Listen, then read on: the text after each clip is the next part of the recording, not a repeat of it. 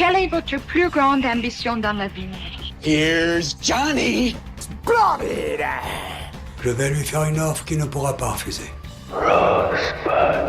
C'est pas vrai, je rêve. On se demande où est le monde. Bonjour à tous et bienvenue sur Rétrospect Film. Qui dit mercredi, dit sortie ciné, voici ce que vous pouvez retrouver en salle ce mercredi 4 septembre. C'est l'une des grosses sorties françaises de ce mois, je parle bien sûr d'À l'ancienne d'Hervé Mimran. Quand deux amis de longue date découvrent par hasard qu'un des habitants de leur petite île de Bretagne a gagné le gros lot au loto, ils se mettent à sa recherche pour espérer toucher au gain avant que toute l'île soit au courant. Quelqu'un de Lille qui a gagné le gros lot à la loterie. J'arrive au café. Les habitués... si tu gagnes, tu penses à moi, hein. Va te faire foutre. Mais voilà, lorsqu'ils vont chez lui, ils le découvrent mort, le ticket à la main. L'occasion est beaucoup trop belle pour les deux vieilles canailles qui décident d'organiser avec la complicité du village une grosse arnaque pour prendre sa place et empocher le gain.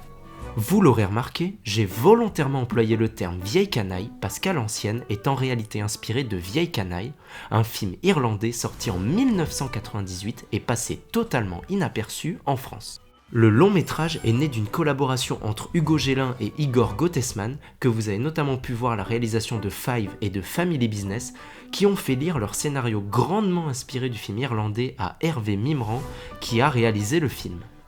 Du beau monde donc à l'écriture, mais également au casting. Chantal Lobby est accompagnée par Didier Bourdon et Gérard Darmon. D'ailleurs, ça va peut-être vous étonner, mais c'est la première fois que les deux acteurs se donnent la réplique. Rien que pour ça, ça vaut le détour, non ? Personne n'est au courant qu'il est mort. On va se le faire. À l'ancienne. Né de la collaboration d'un réalisateur israélien et d'une réalisatrice iranienne, Tatami est le film à ne surtout pas manquer cette semaine.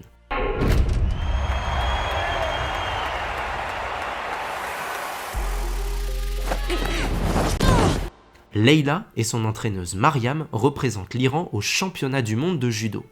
Elles comptent bien rapporter la première médaille d'or de l'histoire de leur nation. Le problème, plus les tours passent, plus la menace de rencontrer une athlète israélienne plane. Pour ne prendre aucun risque, la République islamique d'Iran va lancer un ultimatum aux deux femmes en ordonnant à Leila de simuler une blessure et d'abandonner. Vous suivrez alors un dilemme entre se plier au régime et sauver les siens ou se battre et réaliser son rêve. En cette période marquée par les JO, Tatami n'est pas qu'un simple film sur le judo. C'est un véritable film politique inspiré de différentes athlètes iraniennes, entre autres Sadaf Kadem, Elnaz Rekabi et Kimia Alizadeh, qui se sont toutes levées pour leurs droits et contre les oppressions de leur gouvernement et qui leur a valu un exil du pays. Le film est porté par Zahar Amir Ebrahimi, à la fois derrière et devant la caméra, dans le rôle de Mariam, la coach de la judokate. L'actrice franco-iranienne, exilée en France depuis 2008, n'est pas à son premier tour de force puisqu'elle avait déjà obtenu le prix d'interprétation féminine au Festival de Cannes 2022 pour son rôle dans le film Les Nuits de Mashhad. Pour ce film, elle s'associe au réalisateur israélien Guy Nativ qui avait notamment remporté l'Oscar du meilleur court-métrage de fiction en 2019 pour Skin.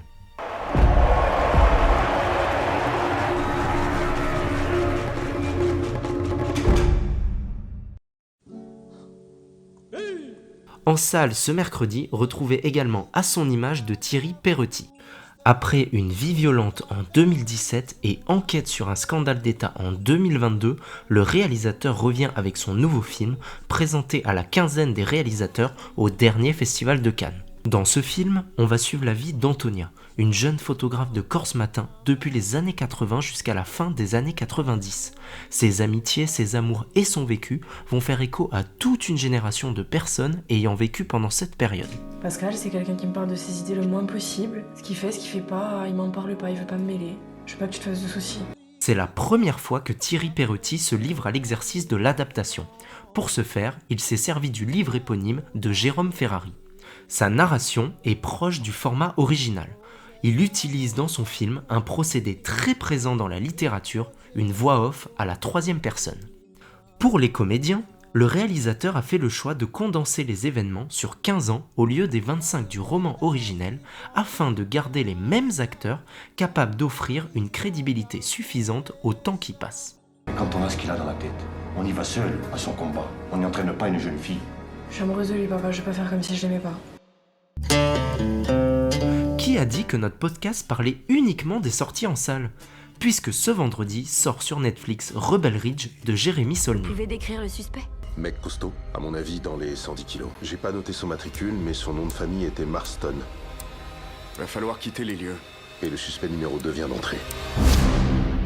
Pour l'histoire, c'est très simple. Un ancien marine va être confronté à la corruption omniprésente d'une petite ville lors d'une tentative de libération sous caution de son cousin qui va dégénérer et finir en confrontation avec le chef de la police. Véritable promesse d'un film d'action nerveux que nous fait ici Jérémy Saulnier. Ce n'est pas la première fois que le réalisateur sort un film pour Netflix, puisque son précédent, Aucun homme ni Dieu, avait lui aussi été distribué sur la plateforme. Le réalisateur est surtout connu pour son film Green Room, sorti en 2015, qui avait été sélectionné à la quinzaine des réalisateurs au Festival de Cannes. Pour Rebel Ridge, on retrouve au casting Aaron Pierre dans le rôle titre, mais aussi Anna Sophia Robb et Don Johnson. Pour la petite anecdote, c'était initialement John Boyega, qui s'était fait connaître par la dernière trilogie Star Wars, qui devait tenir le rôle titre. Cependant, il avait dû quitter le tournage pour des raisons familiales, ce qui a amené l'arrivée d'Aaron Pierre. Du coup, je me suis dit, et si on calmait le jeu ? Ah voilà, là tu retrouves la raison. Mes réflexions faites, non.